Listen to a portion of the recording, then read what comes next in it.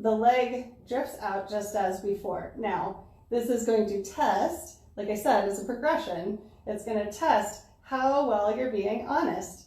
So straighten your leg and then bring it back and bring it up. So what I'm trying to do is I'm trying to see, can I, and I don't think I did a great job the first time, but that's what this is for. So can I find, one, my natural opening position? If you do not have fully open center split, your knee should not be on the ground. If it is, you have flippity-floppity your pelvis to the side. So this should be in my natural second position. And then when I straighten my leg, I should be able to go to where that turnout is. There are options here. Option one, sorry, I had an itch on my foot. Option one, drip your leg out and then let your knee go to the wall. So that will look like this. So that's my really sad natural center split position. So if that's the version that you want to do, start from here, bring your leg back, and then bring it together. And so it's giving you a new angle of your knee, right? Because the angle that you chose first was not going to be matching your natural center split. So if that's your version, you should be able to straighten here so that like your calf is on the ground and then come in. If you're doing this version, then you will open, and since this femur is not allowed to move, there will be a point where your foot will come off the ground. They're both just different. It's not better or worse to do one or the other. You should probably do both.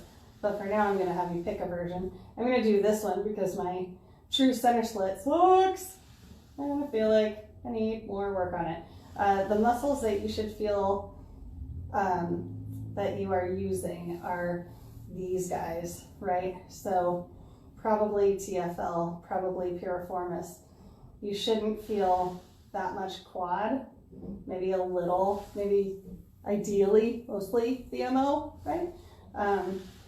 You shouldn't feel any glute. It is not required for this.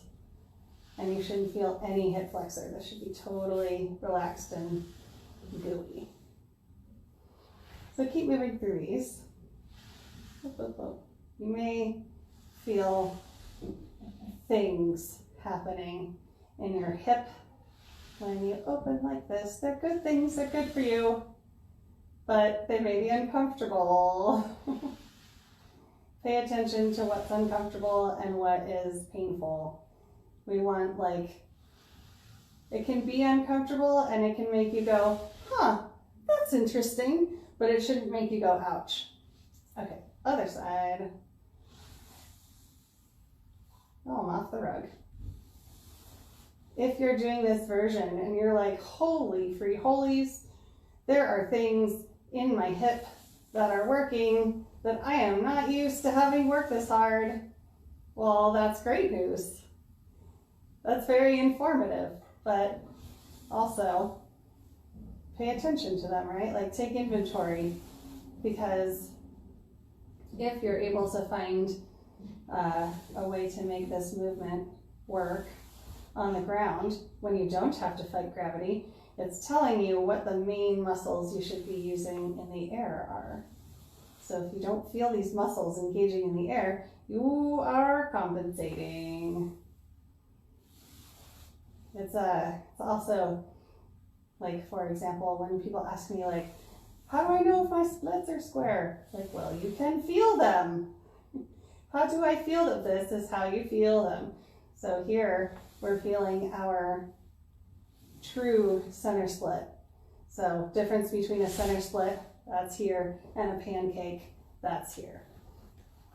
So you should be able to tell the difference without having to have a mirror.